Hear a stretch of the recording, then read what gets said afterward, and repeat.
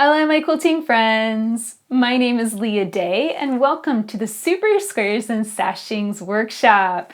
In this online quilting class, we're going to learn how to quilt this beautiful quilt, and we're going to stitch it up a notch with a lot of designs.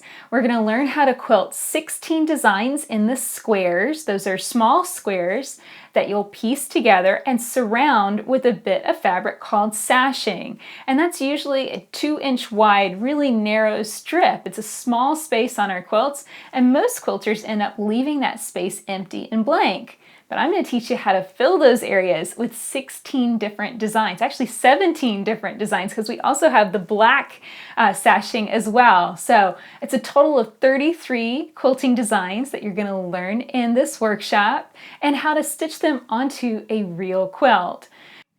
Now, I film these videos quilting on a small scale. What does that mean? I actually stitched fairly densely so that I have a lot of quilting in every single block. Here you can see a close-up of the quilt, and you can see just how tiny some of these designs are stitched. And yes, that does make the quilt a little stiff. This is a wall hanging, meaning it's meant to hang on a wall. It's not really all that cuddly. It's not something you want to curl up with on the couch. But I want you to understand you don't have to quilt it this way. You can always stitch those lines with more space in between them. Just simply widen your scale, put more space between those lines of quilting, and that'll work great too. But I'm going to encourage you. I'm going to kind of push your edge and push you into quilting a little denser. Now, it might sound odd, but it's actually a lot easier to quilt dense designs, really tiny designs, on your home machine than it is to quilt big designs, because you have to make really big movements with your hands. So I encourage you to try quilting densely. You'll get a lot more bang for your buck. You'll get so many more repetitions of the design for the space that you're quilting in, and more repetition means you're going to gain the skill faster. And what I found is that even if you stitch dense a whole lot, even if you do that through an entire quilt, it's going to translate into understanding that design better, and you'll be able to expand that easier and quilt it on a bigger scale on another quilt.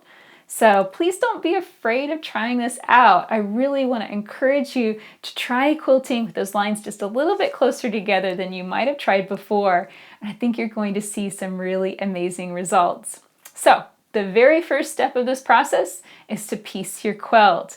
The Squares and Sashings quilt pattern is included in our learning guide, so definitely make sure to download and print that out so you have your quilt pattern, you can piece it up. Now, if you're just not in the mood to piece this and you really want to skip along to the quilting part, which is always my favorite part too, then you can check out our Spoonflower quilt panels. Basically, this is a cheater cloth panel. It's 1 yard that you need to get, and you can skip the entire piecing process. So you can check that out. I'll make sure to include some links in the learning guide as well.